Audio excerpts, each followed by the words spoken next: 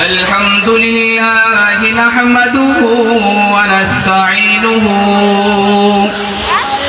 ونستغفره ونعوذ بالله من شرور أنفسنا ومن سيئات أعمالنا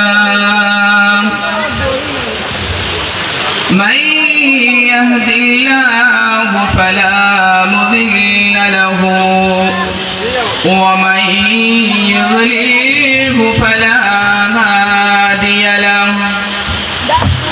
ونشهد أن لا إله إلا الله وحده لا شريك له ونشهد أن سيدنا ونبينا وحبيب ربنا وطبيب أرواحنا وسندنا مولانا محمدا عبده ورسوله أرسله بالحق بشيرا ونذيرا وداعيا إلى الله بإذنه وسراجا منيرا بلنا اللهم صل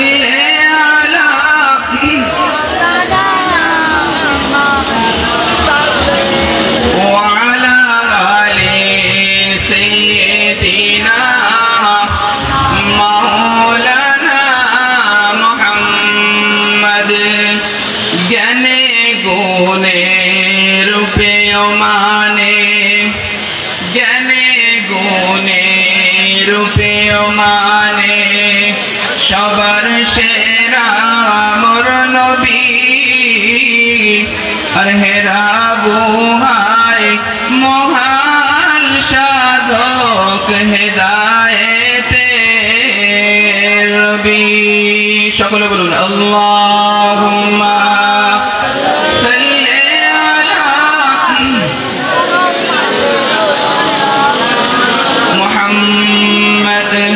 وعلى آل سيدنا مولانا محمد তুমি আসমানে থাকো প্রভু আমি জমিনে তুমি আসমানে থাকো প্রভু আমি জমিনে তবু তোমার প্রেম জামে হৃদয় গহীনে তবু তোমার প্রেম জামে হৃদয় গহীনে আমি তোমার গোলাম গো অন্য কারো না।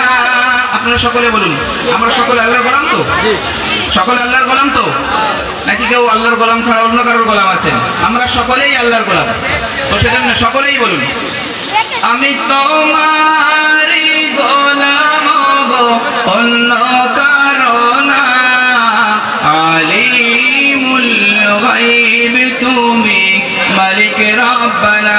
সকলে বলুন আল্লাহু আল্লাহু আল্লাহু আল্লাহ আল্লাহু আরে আল্লাহু আল্লাহু আল্লাহু আল্লাহ। দেখুন আমরা সকলেই এখানে এসেছি দিনের কিছু কথা শুনতে, অল্প কিছু কথা হবে। তো তার আগে আমি একটু আপনাদেরকে এটা বুঝিয়ে দেই যে দেখুন আমি যতক্ষণ কথা বলবো আপনারা সকলেই আমার কথার উত্তর দেবেন। আপনারা যেন এটা আমি বুঝতে পারি যে আপনারা আমার কথা শুনছেন। এমন না হয় যে আমি আমার মতো বলছি, আপনারা আপনাদের মতো শুনছেন। অল্প কিছু কথা বলবো, বুঝতে পারছেন আপনারা? যে দেখুন, আজকের সমাজে আমাদের কাছে সবচেয়ে মূল সম্পদ, সবচেয়ে মূল্যবান সম্পদ আমাদের কাছে যেটা আছে সেটা হলো ঈমান। সকলে আমার দিকে তাকান, বলুন তো, আমাদের কাছে যত সম্পদ আছে, আমাদের কাছে অনেক ধন সম্পদ আছে না? কারোর কাছে টাকা আছে, কারোর কাছে গাড়ি আছে, কারোর কাছে বাড়ি আছে, এমন ভাবে বিভিন্ন রকম সম্পদ আমাদের কাছে আছে। কারোর সন্তান আছে, কারোর কারখানা আছে। সকলে আমার দিকে দেখুন, আমার কথা বুঝতে পারছেন তো আপনারা? দেখুন, ছোট্ট একটা ওয়াকিয়া মনে পড়ে যায়, যে কথা আপনারা বুঝতে পারছেন কিনা। এক জায়গায় আমার এক সাথী জলসাতে গিয়েছে, তো যাওয়ার পরে সেখানে এখন ওদের নাস্তা দিয়েছে ওরা। তো নাস্তা দেওয়ার পরে ও বলছে আমার নাস্তা খেতে খুব একটা ভালো লাগেনি। তো আমি বলছি নাস্তা লাগবে না। তো তারপর একজন বলছে হুজুর এক পিস খান না। না, বলছে হুজুর একটুখানি খান না। কি খাবো? বলছে সাদা গু খাবেন না কালো গু খাবেন? কি বললাম? সাদা গু খাবেন না কালো গু খাবেন? তো বলছে সাদা গু কালো গু আবার কি জিনিস? বলছে দেখি নিয়ে এসো।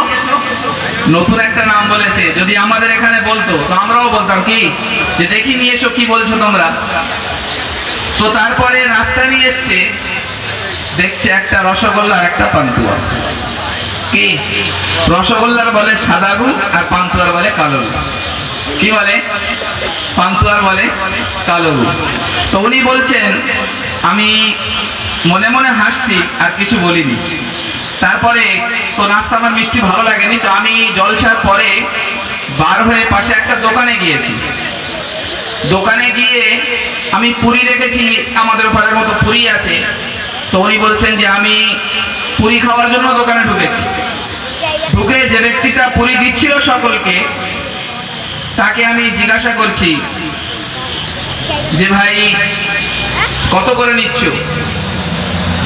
বলছে 15 টাকার চারটে। কত বললো? 15 টাকার চারটে। তো বললো আমার চারটে পুরি দাও। যখন বলেছে, তো বলার পরে সঙ্গে সঙ্গে সেই লোকটা ওনার দিকে বড় বড় চোখ বার করে দেখছে। তো তখন উনি বললো যে আমি পুরি দিতে বললাম চারটে, আমার দিকে কেন বড় বড় চোখ বার করে দেখছে? অনেক পরে বলছে এই মশাই মজাক করছেন আমার সঙ্গে নাকি? বলছি কেন ভাই, আমি কি বললাম? আমি তো তোমার বললাম যে চারটে পুরি আমাকে দাও, আবার বলছেন আমার সামনে।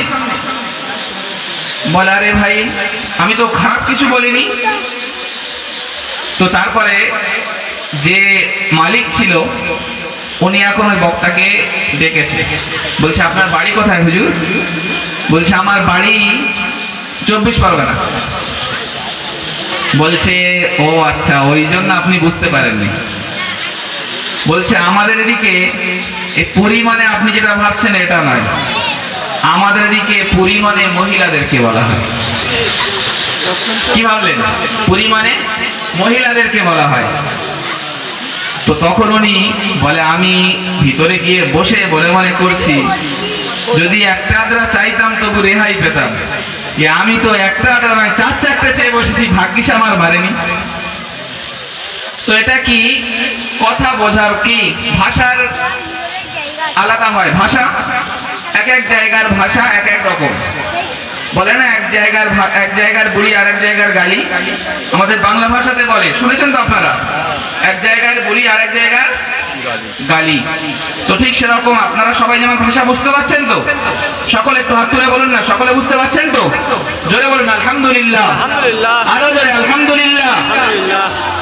তো দেখুন যেটা বলছিলাম, সবচেয়ে মূল সবচেয়ে গুরুত্বপূর্ণ সম্পদ যেটা আমাদের কাছে সেটা হলো ঈমান। কি বললাম? জোরে বলতে হবে একটু। কি বললাম? সবচেয়ে গুরুত্বপূর্ণ সম্পদের নাম কি? আরো জোরে বলুন, সবচেয়ে গুরুত্বপূর্ণ সম্পদের নাম কি? ঈমান। তো এই ঈমানকে আমার আপনার হেফাজত করতে হবে। যদি আমি আপনি এই ঈমানকে বাঁচাতে না পারি, তো তাহলে দেখবেন আমাদের সব কিছু, এই যত আমরা বয়ান শুনলাম না, আমাদের আগে যিনি বক্তা বয়ান করছিলেন, সুদ, ঘুষ, নামাজ, রোজা, যাকাত, বোনের হক, ভাইয়ের হক, যত রকম জিনিস আছে আমি সবগুলো পালন করি, কিন্তু আমার ভিতরে কি নেই? ঈমান নেই। কি নেই? কি নেই? ঈমান নেই। মানে আল্লাহর সঙ্গে কাউকে আমি শরীক করি, আমার ভিতরে ঈমান নেই। তো আমার এই এত যা কিছু আছে সবগুলো বেকার। কি বললাম? সবগুলো বেকার। যেমন মনে করুন তরকারি রান্না হয়েছে, কি তরকারি রান্না হয়েছে, আর তরকারিতে কি করেছেন? নুন দিতে ভুলে গেছেন, নুনই দেয়নি কেউ। তো ওই তরকারির কোনো টেস্ট থাকবে? আর খাবেন তো তরকারি? একগাল খেয়ে পেট ভরে গেছে, আজকে ভালো লাগছে না খেতে, নাস্তা করে এসেছি তো। আসলে কি তরকারি নুন হয়নি, তাইও খেতে পারছে না। তো নুন ছাড়া তরকারির কোনো দাম নেই। তো ঠিক তেমনি ঈমান ছাড়া আমাদের এই নেক আমলের কোনো দাম, সকলে বলুন, কোনো দাম নেই। তো সেজন্য দেখুন আমরা সকলে ঈমানকে হেফাজত করি। তো এই ঈমান হেফাজত করতে গিয়ে আমাদের পূর্বপুরুষরা তারা এত কঠিন কঠিন পরীক্ষা দিয়েছেন, পরীক্ষার সম্মুখীন হয়েছেন, যা ধারণা করা যাবে না। যে ঈমানকে বাঁচাতে গিয়ে ছোট্ট একটা ওয়াকিয়া মনে পড়ে যায়, আপনাদের সামনে বলি। ফেরাউন নাম শুনেছেন তো? ফেরাউন সবচেয়ে ভালো মানুষ দুনিয়ার বুকে, তাই তো? সবচেয়ে ভালো তো? সবথেকে কারা কারা বলুন তো সব থেকে ভালো? ফেরাউন। যাক, সকলে এখানে হাজির আছেন। কি হাজির না থাকলে দু চারজন হাত তুলে বসতে, যে কি সব থেকে ভালো মানুষ? ফেরাউন। ফেরাউন দুনিয়ার সবচেয়ে জঘন্যতম মানুষ, সবচেয়ে জঘন্য, সবচেয়ে খারাপ মানুষ। এর মতো খারাপ মানুষ দুনিয়াতে আসেনি, বলে না? ফেরাউনের মতো একেবারেই নিষ্ঠুর। এত জুলুম, এত অত্যাচার করেছে মানুষের উপরে, যদি তার ইতিহাস তোলা যায় তো মনে হবে ওর যে মমি করা আছে ওর উপরে গিয়ে ধরে এখন পিটিও, যে এত অত্যাচার করেছে। তো ওই ফেরাউনের ছোট্ট একটু ওয়াকিয়া, যেটা ঈমানের সঙ্গে জুড়ে আছে, সে কারণে সামান্য একটু ওয়াকিয়া আমি আপনাদেরকে শোনাবো, আপনারা সকলেই মনোযোগ দিয়ে শুনবেন। আল্লাহ রাব্বুল আলামিন এই ফেরাউনের কথা কোরআনে জায়গায় জায়গায় বলেছেন, বিভিন্ন জায়গায় আছে। এটা আমরা শুনেছি অনেক সময়। বিশ্বনবী সাল্লাল্লাহু আলাইহি ওয়াসাল্লাম তার হাদিসের মধ্যে বলছেন, এক সময় ফেরাউন সমস্ত জাদুঘরদেরকে এক জায়গায় করলো। যত জাদুঘর মিশরে ছিল, মতান্তরে কোন জায়গায় এসেছে 70,000, কোন জায়গায় 36,000, আবার কোন জায়গায় 12,000-এর কথা উল্লেখ। যে ফেরাউন এক সময় কি করেছে? জাদুঘরদেরকে, সমস্ত জাদুঘরদেরকে এক জায়গায় করেছে। তো এই মত কোন জায়গায় 70, কোন জায়গায় 36, কোন জায়গায় 12। তো আমরা বেশিরভাগ 70টাই জানি, সাধারণ মানুষ। তো জমা করে তাদেরকে মুসার বিরুদ্ধে জাদু দেখানোর কথা বললো, যে মুসার বিরুদ্ধে জাদু দেখাও। মুসা যে আল্লাহ এক বলছে না, এটাকে অস্বীকার করাতে হবে। তো তারা জাদু দেখাতে এসে সকলেই 36,000 জাদুঘররা, তারা সকলেই ঈমান এনেছে, তারা সব মুসলমান হয়ে গেছে। ফেরাউন রাগে সকলকেই হত্যা করে দিয়েছে, নাউজুবিল্লাহ। 36,000 মানুষ, তাদের সকলকে হত্যা করেছে। ফেরাউন 36,000 জাদুঘরকে হত্যা করার পর এবার নিজের বাড়িতে ফিরে আসে, নিজের বাসস্থানে ফিরে আসে, নিজের সিংহাসনে এসে বসে। এমন সময় ফেরাউনের বাড়ির ছোট্ট মহিলাটা দৌড়ে এসে পিতার কাছে বলে, পিতা, আলিস সামাওয়াতি ওয়াল আরদি রাব্বুল গায়রুক, পিতা, এই জমিন এবং আসমানের মাঝে আপনি ছাড়া আর কোন রব আছে নাকি? ফেরাউন শুনে বলে, না, আমি ছাড়া আর এই জমিন আসমানের মাঝে কোনো রব নাই, শুধু আমি একাই এই জমিনের রব। তখন ফেরাউনের ওই কন্যা সন্তান বলে, আমি তো এমনটাই জানি আপনি ছাড়া এই জমিনে আর কোন রব নেই, আপনি একাই রব। কিন্তু আমাদের বাড়ির যে কাজের মহিলা, যে আমার মাথা আঁচড়ে দেয়, যে আমার চুলগুলো আঁচড়ে দেয়, আব্বা যখন চুল আঁচড়ায়, আঁচড়াতে আঁচড়াতে ওর হাতের যখন চিরুনি পড়ে যায়, তখন আমি ওকে বলতে শুনেছি বিসমিল্লাহ। আব্বাজি, আমি জিজ্ঞাসা করলাম ওই কাজের মহিলাকে, মানিল্লাহ, আল্লাহকে তুমি যার নামে বিসমিল্লাহ বললে, যার নাম নিয়ে চিরুনিটা তুললে, সেই ব্যক্তিটাকে আমি জানতে চাই, তাকে জিজ্ঞাসা করি। তখন ওই কাজের মহিলাটা বলে, তোমার আব্বা ছাড়া সারা বিশ্বের একজন রব আছে, যিনি সারা বিশ্বের রব। তোমার আব্বাকে আমি রব বলে মানি না, সারা বিশ্বের রব তোমার আব্বা নয়, এটা মিথ্যা কথা। সারা বিশ্বের রব রব্বি ওয়া রব্বুকি ওয়া রব্বু আবিকি, আমার রব তোমার রব, তোমার পিতার রব, তিনি হলেন এক। সকলে জোরে বলুন আল্লাহ। এমন বলার পর ফেরাউন একেবারে রাগে চোখ মুখ লাল হয়ে যায়। ফেরাউন সঙ্গে সঙ্গে ওই মহিলাকে ডাক করায়, ওই কাজের মহিলাকে ডাকো, আমার এই সিংহাসনের সামনে তাকে হাজির করো। এবার যখন ওই মহিলাকে হাজির করা হয়, জিজ্ঞাসা করা হয়, তোমার রব আমি ছাড়া অন্য কেউ আছে নাকি? তখন ওই মহিলা জোর গলায় বলে, আমার রব তুমি ছাড়া একজন আছেন, তিনি হলেন আল্লাহ। সকলে বলেন সুবহানাল্লাহ। এমন বলার পর ফেরাউন আর রাগান্বিত হয়ে যায়। ফেরাউন তখন জিজ্ঞাসা করলো, তোমার সন্তান কটা? ওই মহিলা উত্তর দেয়, আমার 3টে সন্তান। আবার কোন জায়গায় মত ভিন্ন আছে। এমন বলার পরে ওই 3টে কন্যা সন্তানকে নিয়ে আসা হলো, নিয়ে আসার হুকুম দেওয়া হলো, তাদেরকে হাজির করা হলো। ফেরাউন তখন বলল তার কর্মচারীদেরকে, যাও তোমরা একটা কড়াই, বিশাল বড় পাতিলে, বিশাল বড় কড়াতে তেল গরম করো। এমন হুকুম দেওয়ার পর ফেরাউনের কথা অনুযায়ী বিশাল বড় একটা কড়া সেখানে জমা করা হলো, সেখানে আনা হলো। ওই কড়াতে তেল দিয়ে কড়াটাকে ভরে দেওয়া হলো।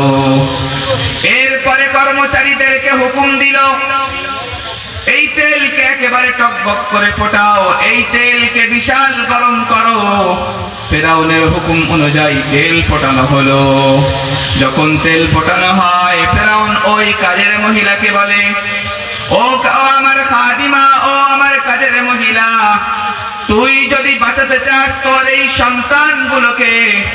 সন্তানগুলোকে যদি হেফাজত করতে চাস, তাহলে আমি বলি এখন তুই ঈমান ছাড়, তাহলে তোর সন্তানগুলোকে আমি আর মৃত্যু দেব না। তখন ওই কাজের মহিলাটা বলে, ও বাদশা ফেরাউন, তুমি শোনো, শুধু আমি নয়, আমার সঙ্গে সঙ্গে আমার এই 3টে সন্তানও আমার রবের উপরে কলেমা পড়ে মুসলমান হয়ে যায়। সকলে বলুন সুবহানাল্লাহ। আপনারা সুবহানাল্লাহ বলতে ভয় পান নাকি? সুবহানাল্লাহ কেন বলছেন না? জোরে, ঠিক আছে, যখন হবে, যখন বলবো আমি, হাত উঁচু করলে আপনারা জোরে সকলে সুবহানাল্লাহ বলবেন। তো যখন কি হলো যে ফেরাউন বলল একটা কড়া নিয়ে এসো, তাতে তেল জমা করা হলো এবং তেলকে বিশাল ফোটানো হলো। ফোটানোর পর ওই যে কাজের মহিলাটা ছিল না, খাদিমা, যে ওনার মেয়ের মাথায় চুল আঁচড়ে দিত, আরো বিভিন্ন কাজ করে দিত, উনি ঈমান এনেছে বলে ফেরাউন ওনাকে শুধু মারেনি, ওনাকে কষ্ট দেওয়ার জন্য, ঈমান থেকে ফিরিয়ে আনার জন্য কি করছে, যে জানে মায়ের কাছে মায়ের নিজের জানের থেকে সন্তানের জানের বেশি মায়া। কথা ঠিক না ভুল? মা নিজের থেকে সন্তানকে বেশি ভালোবাসে। কথা ঠিক না ভুল? তো সেজন্য কি করতে হবে, আমাদেরকে নিজের জানের থেকে মায়ের জানের বেশি হেফাজত করতে হবে। আমরা করব সকলে ইনশাআল্লাহ। দেখুন, মারা আমাদেরকে নিজের জান দিয়ে ভালোবাসে। মারা আমাদের জন্য কোনো কষ্ট বোধ করে না। সারা রাত মা না ঘুমিয়ে জেগে আছে সন্তানের জন্য। সন্তান বাইরে থেকে আসছে, কোনো বিপদে পড়েছে, মা কত কষ্ট করে। সন্তানের জন্য মা অপেক্ষায় আছে। জোরে হাওয়া এসেছে, ঘরের দরজা নড়েছে, মা সঙ্গে সঙ্গে উঠে দৌড় খুলেছে, মনে করেছে আমার সন্তান এসছে। তো ফেরাউন কি করলো, যে ও আর ওই মাকে উড়িয়ে দিল না বা তেলের উপরে ছেড়ে দিল না। প্রথম সন্তানদেরকে, 3টে বাচ্চা সন্তান, তাদেরকে নিয়ে এসে 3 বছর, 5 বছর, 7 বছরের বাচ্চা, দুধ পান করছে এমন বাচ্চা নিয়ে এসেছে। আনার পর ফেরাউন বলছে যে তুই যদি ঈমান ছাড়িস তাহলে তোর এই সন্তানগুলোকে আমি নাজাত দিয়ে দেবো, এদেরকে আর হত্যা করব না। আর যদি তুই ঈমান না ছাড়িস তাহলে তোর এই সন্তানগুলোকে আমি সর্বপ্রথম পুড়িয়ে মারবো, যাতে তোর কষ্টটা বেশি অনুভব হয়। নাউজুবিল্লাহ। এমন বলার পর ফেরাউন তেল গরম করলো, টকবক করে ফুটতে শুরু করলো। এরপর ফেরাউন ওই যত বাচ্চা সন্তান ছিল ওর মধ্যে বড় সন্তানটাকে নিল এবং তাকে ওই জ্বলন্ত ওই টকবকে ফোটা তেলের মধ্যে বাচ্চাকে ছেড়ে দিল। নাউজুবিল্লাহ। মার অন্তর ফেটে যায়, মা চিৎকার দিয়ে কাঁদতে চায়, কিন্তু আল্লাহ রাব্বুল আলামিন মায়ের মধ্যে এমন ধৈর্য দেয়, মা আর কাঁদে না। নিজের সামনে নিজের সন্তানকে তেলের উপরে মাছের মতো ভুনা হয়ে যেতে দেখে, মা চুপ করে থাকে। একের পর এক 3 সন্তানকে ফেরাউন মায়ের সামনে একেবারে তেলের উপরে রোস্ট করে দেয়। এরপর ফেরাউন ওই বাদীকে ডাকে, ওই খাদিমাকে ডাকে, যার সন্তানগুলোকে হত্যা করে দেয়। দেওয়ার পরে জিজ্ঞাসা করে, তোমার কোনো ইচ্ছে আছে কি বলো, তোমার কোনো চাহিদা আছে কি বলো। তখন ওই বাদী বলে, ও ফেরাউন, যখন আমাকে এমন ভাবে হত্যা করবে, করার পর আমার 3 সন্তানের যেখানে ওর হাড্ডিগুলো দাফন করবে, ওই জায়গায় আমার হাড্ডিগুলো দাফন করে দিও। এবার যখন ওই বাদীকে, ওই খাদিমাকে তেলের কড়ার সামনে নিয়ে আসা হয়, তখন তার চোখ দিয়ে অশ্রু ঝরে। ফেরাউন চিন্তা করে, মনে হয় এবার হয়তো একটু নরম হয়ে গেছে, এবার হয়তো ঈমান ছেড়ে দেবে। তখন ফেরাউন জিজ্ঞাসা করে, তুমি কেন কাঁদো? তোমার কাঁদার কারণ কি? কি কারণে তুমি এমন চোখের অশ্রু ঝরাও? তুমি যদি চাও তোমাকে আমি এখন নাজাত দিতে পারি, তোমাকে আর হত্যা করব না, তোমাকে আমি এখান থেকেই ছেড়ে দেব যদি তুমি ঈমান ছেড়ে দাও। তখন ওই কাজের মহিলাটা বলে, ও ফেরাউন বাদশাহ, আমি আমার জানের মায়া করছি না, আমি আমার জানের জন্য আফসোস করছি না, আমি এই জন্য আফসোস করছি, আমার তো একটা জান, আমি একবার পুড়লেই, আমি একবার ভাজলেই শেষ হয়ে যাব। আমি আজকের তামান্না করেছিলাম, যদি আমার এমন শত শত জান থাকতো, আমি আমার আল্লাহর জন্য শত শত জান কুরবান করে দিতাম। এবার ফেরাউন ওই কাজের মহিলাটাকে তেলের উপরে ছেড়ে দেয়। দেওয়ার পর সেও তার সন্তানদের মতো তেলের উপরে একেবারে ভুনা হয়ে যায়, একেবারে ভেজে যায়। তাদের সকলের হাড্ডিগুলোকে নিয়ে এক জায়গায় এক কবরে দাফন করে দেয়। আবার মুহাদ্দিসিনরা লেখেন, আজ পর্যন্ত মিশরের ওই জায়গায়, যে জায়গায় ওই মহিলা এবং তার সন্তানদের হাড্ডিগুলো দাফন করা আছে, যদি কোনো মানুষ ওই জায়গায় যায়, ওই জায়গা থেকে একটা বিশাল বড় সুগন্ধি বার হয়। যেখানে দাফন করা হয়েছে, তো মুহাদ্দিসিনরা, ঐতিহাসিকরা লেখেন যে সে জায়গায় মানুষ গেলে কি হয়, সেখানে সুন্দর, সেখানে সুবাস বার হয়। তো আল্লাহ পাকের জন্য তারা জান দিয়েছে, আল্লাহ পাক তাদের মর্যাদাকে এমন উঁচু করেছে। তো সেজন্য আমরা সকলেই ইমানের উপরে মওত পর্যন্ত টিকে থাকবো তো ইনশাআল্লাহ? ইনশাআল্লাহ। সকলে থাকবেন তো ইনশাআল্লাহ? তো এই ইমানের উপরে টিকে থাকা নিয়ে কবিরা কত সুন্দর সুন্দর কবিতা আবৃত্তি করেছেন। আমরা সকলেই মওত পর্যন্ত আল্লাহর কাছে দোয়া করব যে আল্লাহ মওত পর্যন্ত আমাদের ইমানের উপরে টিকে থাকার তৌফিক দান করবেন। সকলে বলুন আমিন। আমিন।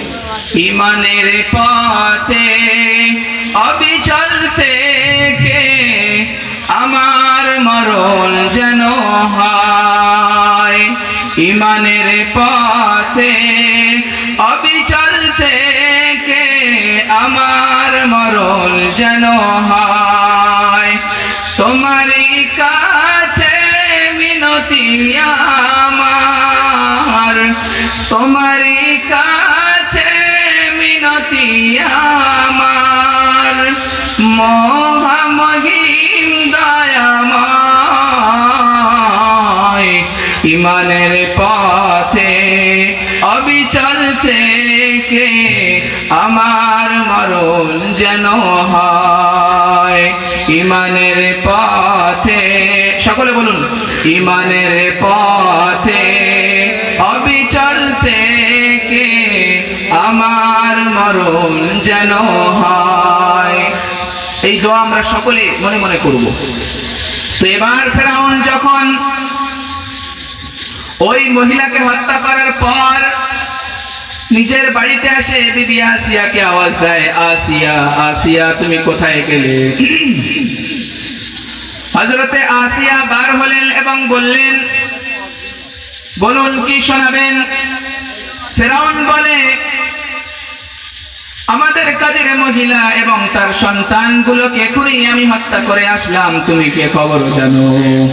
আসিয়া বলে, না, এ খবর এখনই শুনলাম। এরপর ফেরাউন বলে, তাদেরকে হত্যা করার সময় তাদের মুখে আমি তাদের কোনো কষ্ট অনুভব করিনি। এমন বলার পর আসিয়া বলে, খবর আমি জানি। তখন বলে, তুমি কি করে খবর জানো? তখন হযরতে আসিয়া বলেন, ও ফেরাউন, আমার স্বামী, তুমি যাদেরকে হত্যা করেছো তাদের রবের উপরে তাদের ঈমান এত মজবুত ছিল, তারা তাদের আল্লাহকে এমন ভাবে ঈমান মেনেছে, এমন ভাবে ঈমান এনেছে, যখন তাদের রূহ তাদের শরীর থেকে বার হয়, ফেরেশতারা আসমান থেকে তাদের রূহ নেওয়ার জন্য প্রতিযোগিতা লেগে যায়। সুবহানাল্লাহ। যখন ফেরাউনের কথা শুনল, তখন ফেরাউন বলে, তুই আল্লাহর কথা কেন বলিস? তুইও কি আল্লাহর উপরে ঈমান এনেছিস নাকি? বলার সঙ্গে সঙ্গে হযরতে আসিয়া বলেন, আমিও তোমার ওই বাদীর মতো, তোমার ওই খাদিমার মতো মুসার রবের উপরে কলমা পড়ে আমিও পাক্কা ঈমানদার। সুবহানাল্লাহ। এমন বলার পরে ফেরাউন সঙ্গে সঙ্গে ছোটে নিজের আপন বন্ধুর কাছে, নিজের জিগরি দোস্ত হামানের কাছে। হামান সর্বনাশ সর্বনাশ, সব শেষ হয়ে গেছে। হামান বলে, কি? বলে, আমার বিবি আসিয়া সে আমার খোদা বলে মানে না। হামান শোনার সঙ্গে সঙ্গে বলে, একই কথা বলেন, এ কেমন করে হতে পারে? রবের বিবি যদি রবের উপরে ঈমান না আনে, আল্লাহর বিবি যদি আল্লাহর উপরে ঈমান না আনে, তাহলে সাধারণ মানুষ কেমন ভাবে তোমার উপরে ঈমান আনবে? যদি মানুষ শোনে, হামান বলছে ফেরাউনকে, বোঝাচ্ছে যে ছি ছি, একই খবর, যে যদি সাধারণ মানুষ শুনে যে ফেরাউনের স্ত্রী ফেরাউনের উপরে ঈমান রাখে না, তাহলে সাধারণ মানুষ কি ঈমান রাখবে? তো সেজন্য বলল যে তুমি যাও, গিয়ে বিবি আসিয়াকে এই কষ্ট দাও। 3 ধরনের কষ্টের কথা বলেছে। কয় ধরনের? জোরে বলুন, কয় ধরনের? 3 ধরনের কষ্টের কথা বলেছে। 1 নম্বর, সর্বপ্রথম কষ্ট, হামান বলে, ফেরাউন আপনি যান, গিয়ে তোমার স্ত্রীকে বলো যে রবের উপরে তুমি ঈমান এনেছো, সেই রবের ঈমান থেকে যদি ফিরে না আসো, তাহলে আমি তোমাকে এমন সাজা দেব এবার সাজার কথা ফেরাউন বলে, সর্বপ্রথম যাও উত্তপ্ত বালির ওপরে তোমার স্ত্রীকে শুইয়ে সূর্যের দিকে মুখ করে রাখো এবং তাকে এমন ভাবে কয়েক ঘন্টা ওই উত্তপ্ত বালির ওপরে তাকে শুইয়ে রাখো। আমরা জানি যখন বালি গরম হয়ে যায় না, তো খুব ওর উপরে পা রাখা খুব মুশকিল হয়ে যায়। উত্তপ্ত বালির ওপরে ফুল রোদ, যখন খুব রোদ ওঠে, তো ওই রোদে আমরা বাইরে বার হতে পারি, কষ্ট হয় না বার হতে? এবার মনে করুন যদি আমাদের ওই বালির উপরে ওরকম রোদ, আর বালির উপরে পড়ছে সে রোদটা, তার উপরে যদি শুইয়ে দেওয়া হয় কেমন কষ্ট হবে। তো ফেরাউন এক নম্বর কষ্ট দেওয়া শুরু করলো হযরতে আসিয়াকে। উত্তপ্ত বালির উপরে তাকে শুইয়ে দেন, তাকে শুইয়ে দেওয়া হলো এবং শোয়ানোর পর তার মুখটা সূর্যের দিকে করে দেওয়া হলো। এরপর ফেরাউন জিজ্ঞাসা করে, আসিয়া তুই আমার উপরে ঈমান আনবি কিনা বল। আসিয়া বলে, না, আমি আমার রবের উপরে ঈমান এনেছি, আর কখনো ঈমান ছাড়বো না। ফেরাউন আবার দৌড়ে, বন্ধু হামান, আমার স্ত্রী আসিয়া সাজা দিলাম, কিন্তু সে তার কোনো প্রতিক্রিয়া দেখতে পেলাম না। সে আগে যেমন ছিল এখনো তেমন আছে। এরপর আবার হামান দ্বিতীয় সাজা বলে, ক নম্বর সাজা? দ্বিতীয় নম্বর। এক নম্বর সাজা হয়ে গেছে, দ্বিতীয় নম্বর সাজা এবার, 2 নম্বর সাজা। বলে, দোস্ত তুমি যাও, বন্ধু তুমি যাও, তোমার বিবিকে 4-4টে পেরেক ওর শরীরে মেরে দাও, 2 হাত আর পায়ে ওর পেরেক মেরে দাও, মাটির সঙ্গে চাবু, মাটির সঙ্গে ফেরাউন হযরতে আসিয়ার হাত দুটোকে দুদিক করে দিয়ে, পা দুটোকে সোজা করে দিয়ে, পায়ে পেরেক হাতে পেরেক মেরে দেয়। সেজন্য আল্লাহ রাব্বুল আলামিন অসন্তুষ্ট হয়ে ফেরাউনের নাম রেখেছে ওয়া ফিরআউনা যিল আওতাদ। সাধারণত ফেরাউন কি করত, যখন কোনো মানুষকে সাজা দিত না, তো তার শরীরে 4টে করে পেরেক মেরে দিত। তো সেই কারণে আল্লাহ রাব্বুল আলামিন ফেরাউনের একটা নাম আল্লাহ পাক কালামুল্লাহ শরীফের মধ্যে দিয়েছেন। আল্লাহ পাক বলছেন ওয়া ফিরআউনা যিল আওতাদ, যে ওই ফেরাউন যে পেরেকওয়ালা, ওই ফেরাউন যে পেরেকওয়ালা। তো যখন ফেরাউন আসিয়ার শরীরে পেরেক বসিয়ে দেয়, এরপরে জিজ্ঞাসা করে, আসিয়া তুই ঈমান ছাড়বি কি বল, যদি ঈমান ছাড়িস তাহলে আমি তোর আর সাজা দেব না। এরপরে হযরতে আসিয়ার কোনো উত্তর নেই, একই কথা।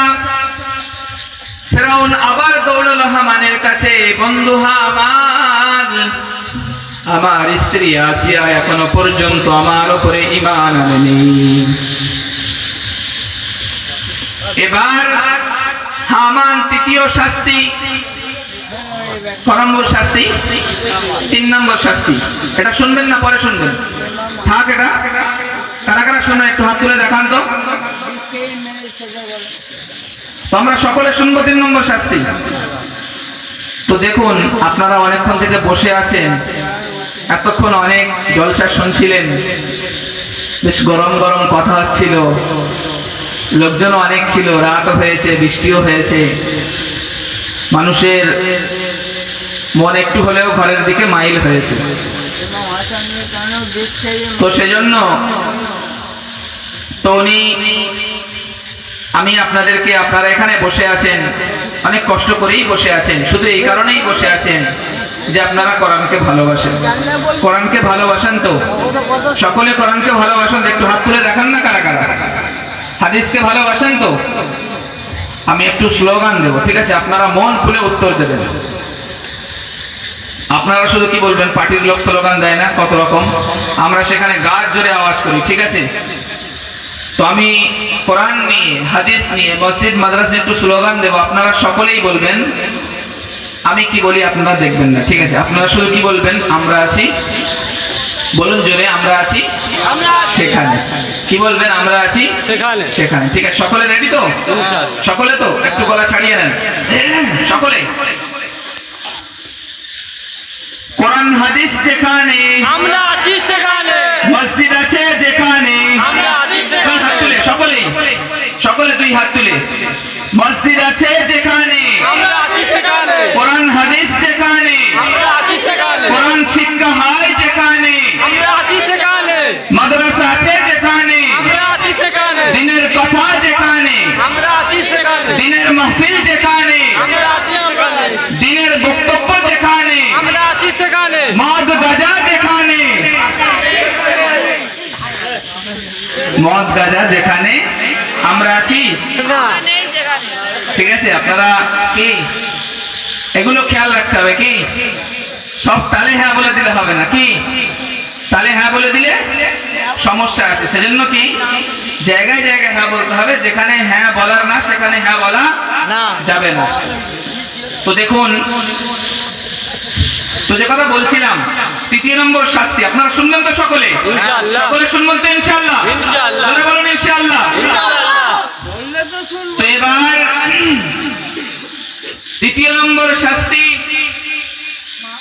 হামান ফেরাউনকে বলে, ফেরাউন তুমি যাও, তৃতীয় নম্বর শাস্তি আসিয়াকে দাও। তৃতীয় নম্বর শাস্তি কি? ফেরাউন জিজ্ঞাসা করে, হামান তৃতীয় নম্বর শাস্তিটা কি বলো? হামান বলে, যাও, খুব বড় শাস্তি, খুব কঠিন শাস্তি, যাও, তুমি সর্বপ্রথম তোমার স্ত্রীর শরীর থেকে চামড়াগুলোকে আস্তে আস্তে করে পৃথক করে দাও। ফেরাউন বলে, এরপরে কি করা হবে?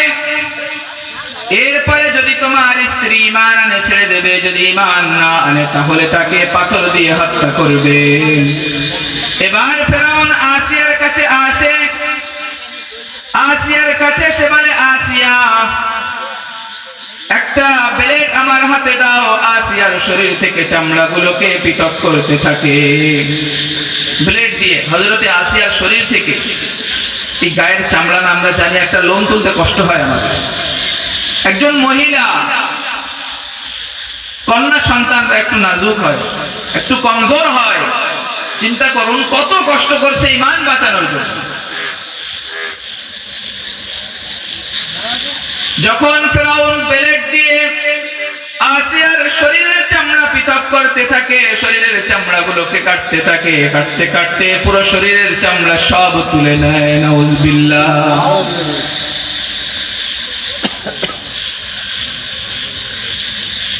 পুরো শরীরের চামড়া তুলে নিয়েছে। একবার চিন্তা করুন না, একটু কেটে গেলে, একটু ধুলো পড়লে কষ্ট হয়। উত্তপ্ত বালি, নিচে উত্তপ্ত গরম বালি আছে, ওপরে শরীরের তাপ, তার উপর একজন মহিলা, তার শরীরের চামড়াগুলোকে ব্লেড দিয়ে কাটা হচ্ছে। কাটতে কাটতে পুরো শরীরের চামড়া তুলে নিয়েছে, গায়ে কোনো চামড়া নেই, শুধু মাংস আছে।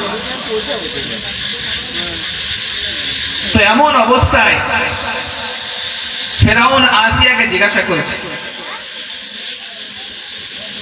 যে, আসিয়া তুমি কি ঈমান ছাড়বে?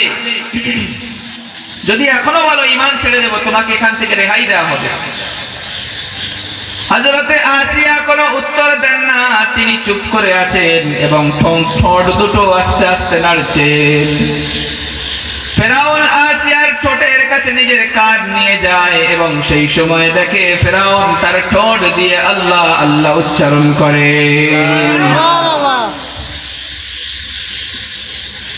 আসিয়া কি করছেন? মৃত্যুর সময়, কত কঠিন পরিস্থিতি, এত কষ্ট, সে সময় ঠোঁট দিয়ে কি করছে? আল্লাহ আল্লাহ শব্দ বলছে। এবার ফেরাউন আসিয়াকে জিজ্ঞাসা করে, আসিয়া ঈমান ছাড়বে কিনা? আসিয়া ঈমান ছাড়বি কিনা বল।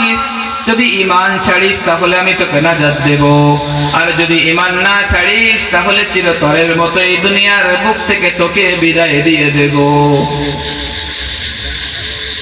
এমন বলার পর হযরতে আসিয়ার কোনো উত্তর নেই, চুপ করে আছেন। ফেরাউন হুকুম দিয়ে দিল প্রহরীকে, যাও বড় পাথর এনে আসিয়াকে হত্যা করে দাও। যখন প্রহরীরা পাথর নিয়ে আসে, আসিয়াকে হত্যা করার জন্য। তখন আসিয়া মনে মনে হাসে, আর তার হাসির কারণে তার ঠোঁট দুটো একটু খুলে যায়, দাঁতগুলো দেখা যায়। তখন ফেরাউন বলে, দাঁড়াও দাঁড়াও। আসিয়ার কাছে যায়, আসিয়াকে জিজ্ঞাসা করে, লিমা তাযহাকিন মা ইউযহিকুকা মা ইউযহিকুকি লিমা তাযহাকিন। আসিয়া, কোন জিনিস তোমাকে হাসায়, তুমি কেন হাসো? তখন আসিয়া বলে, আমি এই সময় এখনই আমার রবের কাছে একটা দোয়া করলাম। আমি সেই রবের কাছে দোয়া করতে আমার রব আমার দোয়াকে কবুল করেছে। ফেরাউন বলে, তুমি কি দোয়া করেছো? আসিয়া বললেন, আমি আমার রবের কাছে দোয়া করেছি, হায় আল্লাহ, কাল কিয়ামতের দিন, কাল কিয়ামতের কঠিন দিন যখন বিচার হয়ে যাবে, ওই বিচারের পর মাবুদ গো, তুমি তোমার পাশে আমার একটা ঘর করে দিও। রব্বুল আলামিন সেটাকে আবার এমন ভালোবেসেছেন, সেই দোয়াটাকে কালামুল্লাহ শরীফের মধ্যে নকল করেছেন। রব্বি বিনিনি ইনদাকা বাইতান ফিল জান্নাতি ওয়া নাজ্জিনি মিন ফিরআউন। কবিরা এই আরবির তরজমা সুন্দর ভাষায় করেছেন। একজন বাংলাদেশি কবি, উনি এটাকে বাংলাতে আবৃত্তি করেছেন সুন্দর করে, যে হযরতে আসিয়া এই যে দোয়া চেয়েছেন, এই দোয়াটাকে আল্লাহ পাকের কাছে হযরত আসিয়া দোয়া চাচ্ছেন, মালিক জান্নাতে তোমার পাশে একটা ঘর বানিয়ে দিও। মালিক জান্নাতে তোমার পাশে একটা ঘর বানিয়ে দিও। তো রব্বুল আলামিন এই দোয়াটাকে কবুল করে নেন, এবং রব্বুল আলামিন তার এই দোয়াকে কবুল করে তার জান্নাতের ঘরকে রব্বুল আলামিন আসিয়াকে ওই সময় দেখিয়ে দেয়। সুবহানাল্লাহ। যে হাসছে, হাসার কারণ কি জিজ্ঞাসা করলে, তো তখন হযরতে আসিয়া বলে যে আমি আল্লাহর কাছে এই যে দোয়াটা করেছি না, তো এখনই আল্লাহ রাব্বুল আলামিন আমার ওই জান্নাতের ঘর তো দিয়েছেন, এবং তার সঙ্গে সঙ্গে আল্লাহ রাব্বুল আলামিন জান্নাতের ওই ঘরটাকে আমাকে দেখিয়েও দিয়েছেন। সুবহানাল্লাহ। তো সেই কারণেই আমি হাসছি। তো এমন বলার পর ফেরাউন তার প্রহরীদেরকে হুকুম দেয়, প্রহরীরা বড় পাথর দিয়ে আসিয়াকে চিরতরের মতো দুনিয়ার বুক থেকে বিদায় দিয়ে দেয়, চিরতরের মতো। আসিয়াকে দুনিয়ার বুক থেকে এত কষ্ট দিয়ে, এত কষ্ট পাওয়ার পরেও তারা ঈমান ছাড়েনি। বড় আফসোসের বিষয়, বড় দুঃখের বিষয়, বড় কষ্টের বিষয় যে আমি আপনি এমন হয়ে গেছি, আজকের আমাদের ঈমান জলের দাম হয়ে গেছে। পানি জানেন তো, পানি 20 লিটার পানি 10 টাকা 15 টাকায় পাওয়া যাচ্ছে। পানির কোনো দাম আছে আমাদের কাছে? বিশেষ করে গ্রাম, সব থেকে কম দাম কোন জিনিসের? পানির। অথচ সবচেয়ে মূল্যবান জিনিস, তাই না? পানির থেকে মূল্যবান জিনিস আর আছে খাওয়ার মধ্যে কিছু? যদি একটা মানুষকে বলা হয় তোকে সব দেওয়া হবে, পানি দেওয়া হবে না, আর একটা মানুষকে বলা হয় তোকে কিছু শুধু পানি দেওয়া হবে, যাকে শুধু পানি বলবেন সে রাজি হবে, কিন্তু যাকে পানি ছাড়া সব বলবেন সে রাজি হবে, সে জানে পানি ছাড়া বাঁচতে পারবে না। এত মূল্যবান জিনিস, তারপরেও খুব কম দাম। সবার থেকে দাম তো বেশি হওয়া দরকার না? এই টাকা বিরিয়ানির দাম 100 টাকা, এই টাকা পানির দাম 5 টাকা 10 টাকা। তো সেজন্য আমাদের কাছে আজকের ঈমান এমন হয়ে গেছে, পানির দামে হয়ে গেছে, জলের মতো আমরা বিক্রি করে দেই। যেখানে সেখানে গিয়ে মাথা ঠুকে দিয়ে আসি না আমরা? কত মাজার আছে, কত জায়গা আছে যেখানে গিয়ে আমরা কি করি, অলি আল্লাহদের যেখানে আমরা জানি, আজমির শরীফ, ফুরফুরা শরীফ, এখানে অলি আল্লাহরা শুয়ে আছেন না শুয়ে? তো এনাদের আমরা জিয়ারত করতে যাই, এনাদেরকে দেখতে যাই, কিন্তু এনাদের সামনে মাথা নত করা, জোরে বলুন, মাথা নত করা যাবে? মাথা নত করা যাবে? আল্লাহ ছাড়া কারোর সামনে মাথা নত করা যাবে? আরো জোরে বলতে হবে, কারোর সামনে মাথা নত করা যাবে? যদি আপনারা এখানে পুরো গ্রামের মানুষ বলেন হ্যাঁ, তাও তার বিপক্ষে আমি বলবো না। আপনারা এই কটা মানুষ নয়, পুরো এই কুলেশ্বর গ্রামের মানুষ এক পক্ষে হয়ে যান, একদিকে হয়ে যান, আর একথা বলেন যে আল্লাহ ছাড়াও কারোর সামনে মাথা নত করা যাবে, আমি আপনাদের বিপক্ষেই কথা বলবো। তাতে আপনারা যা হুমকি দেন, যা ভয় দেখান, আমরা এতে ভয় পাই না। এগুলোকে আমরা খুব জঘন্য চোখে দেখি, খুব নগণ্য চোখে দেখি। আমাদের সাহস থাক বা না থাক, এসব জায়গায় আমাদের সাহস পাহাড়ের থেকেও বেশি। পাহাড়কে আমরা পাহাড়ের সঙ্গে যুদ্ধ করতে এসব ব্যাপারে ভয় পাই না। শুধু আমি নয়, প্রতিটা ইমানদারের এটা কর্তব্য, যেখানে আমার রবের সঙ্গে শরীক করা হবে সেখানে আমি পাহাড়ের থেকেও শক্ত। কি বললাম? যেখানে আমার রবের সঙ্গে শরীক করা হবে, যেমন আপনাদের সামনে দুটো বললাম না উদাহরণ, এক হলো ফেরাউনের খাদিমা আর এক হলো ফেরাউনের বিবি হযরতে আসিয়া। দেখিয়ে গেছেন আমাদের সামনে, জান একটা নয় চারটে দিয়েছে, তারপরেও ঈমান বিক্রি করেনি। নিজের জানকে, নিজের শরীরের উপরে এত ক্ষত, এত আঘাত নিয়েছে, তারপরে ঈমান বিক্রি করেনি। তো সেজন্য আল্লাহ ছাড়া যদি কারোর সামনে মাথা নত করা হয়, ভালো করে শুনুন, এটা আমরা এই ভুলটা করে থাকি। ঈমান চলে যায় কি কারণে? অনেক কারণ আছে, তার মধ্যে বিশেষ একটা কারণ যেটা আমরা ভুল করে থাকি, সেটা হলো এই যে আল্লাহ ছাড়া কারোর সামনে নিজের মাথাকে নত করা, জোরে বলুন, নিজের মাথাকে নত করা যাবে না, নত করা যাবে না। আল্লাহ ছাড়া কারোর সামনে নিজের মাথাকে নত করা যাবে না। এ মাথা শুধু আল্লাহর জন্য। শুধু কার জন্য? শুধু আল্লাহর জন্য। এ শুধু আল্লাহর জন্যই নত হবে, বাকি কোনো কারোর জন্য নত হবে না। যদি কোনো মানুষ কারোর সামনে মাথা নত করে, তো সে আল্লাহর সঙ্গে তাকে শরীক করলো, সে তার সামনে সেজদা করলো, তাকে মাবুদ বানালো। আল্লাহ পাক ওই রকম ব্যক্তিকে ঈমান থেকে বার করে, সে বেঈমান। তো সেজন্য আমরা সর্বদা একটা খেয়াল রাখবো তো ইনশাআল্লাহ। সকলে বলুন, রাখবেন তো সকলে ইনশাআল্লাহ? নবীকে ভালোবাসি তো আমরা? আল্লাহর নবী আমাদেরকে এটা শিখিয়েছেন, আল্লাহর রাসূল আমাদেরকে এটা শিখিয়েছেন। সেজন্য আমাদের কাছে যত যা আছে সবার থেকে ভালোবাসা বেশি হবে কার? আল্লাহর রাসূল, আল্লাহ এবং তার রাসূলের। দুনিয়ায় যত মানুষ আছে সব মানুষের থেকে ভালোবাসা আমাদের অন্তরে বেশি হবে কার? আল্লাহর রাসূলের। যত মানুষ বলছি আমি, তো কার হবে? সবচেয়ে বেশি ভালোবাসা আমার রাসূলের হবে। তো সেই রাসূল আমাদেরকে শিখিয়েছেন কারোর সামনে মাথা নত করতে নেই, কারোর সামনে মাথা নত করা যাবে না। তো সেই রাসূলকে আমরা ভালোবাসি। সেই রাসূলের নামে ছোট্ট একটা নাত পড়ে আমি আমার বক্তব্য ইতি করবো ইনশাআল্লাহ। অনেক টাইম হয়ে গেছে, রাসূলকে ভালোবাসা ছাড়া আমাদের কোনো রাস্তা নেই, তাই না? যদি আমরা রাসূলকে ভালো না বাসি, তাহলে আমরা কিছুই ভালোবাসলাম না, দুনিয়াতে কিছুই পেলাম না।